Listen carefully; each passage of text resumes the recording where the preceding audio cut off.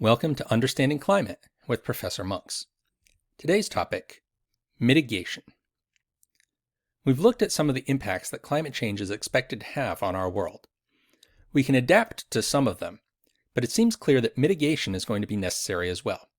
The less our climate changes, the more easily we can adapt.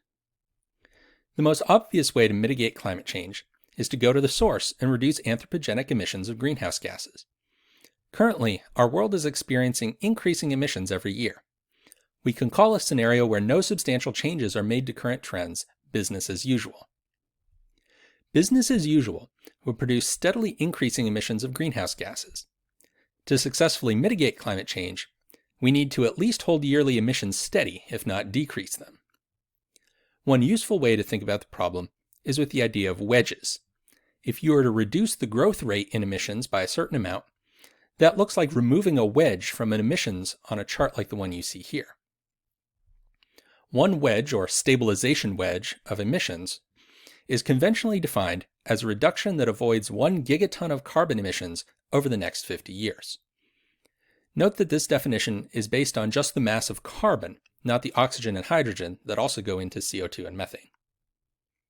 How many wedges we need is a political question based on the costs and benefits of activities that would create that wedge of mitigation versus the costs and benefits of adaptation and of climate change itself. The authors who proposed the wedge theory argued that we need about 7 wedges to get to a stable emissions, and they identified 15 feasible actions that they said could each produce 1 wedge of mitigation. Some of the actions that could produce a wedge are doubling the fuel efficiency of cars on the road, increasing our nuclear power generation by 10 times, or adopting no-till agriculture that keeps carbon in the soil. Each of these wedges has its own strengths and drawbacks, of course, and how to implement each one raises complicated political questions about the roles of government, the market, communities, and private citizens. But thinking in terms of wedges helps us see that we do have the technology to make major reductions of emissions if we choose to use it. In addition to reducing our emissions, we can consider other ways of mitigating climate change, which fall under the heading of geoengineering.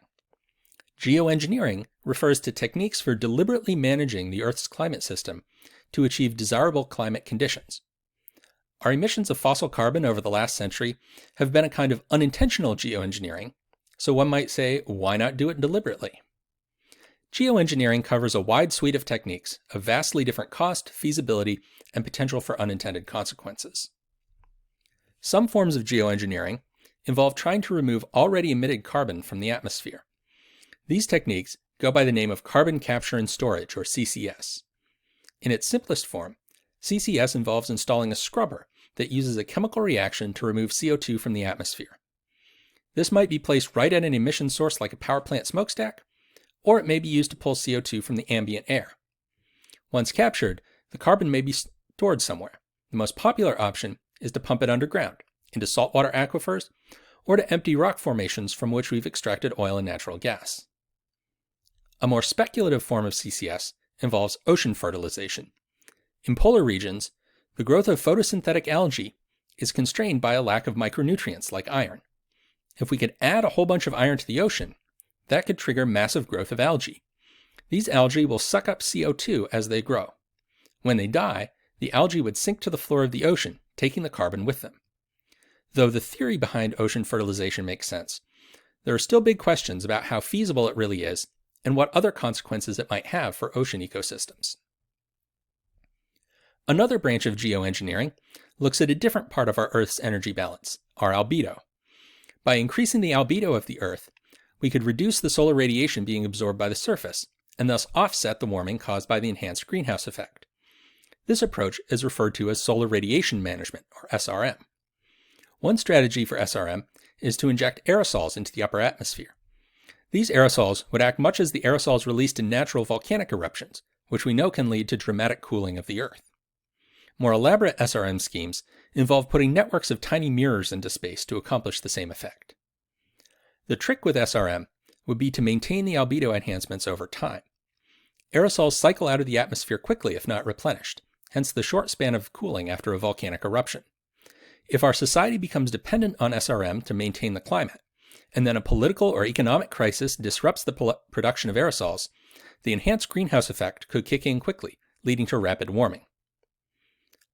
A final important question that has to be considered when geoengineering is on the table is, who decides how much geoengineering to do? We have one global climate system, so individual countries or communities can't just decide for themselves how to manage their climate. But the impacts, both of action and of inaction, are spread unevenly around the world.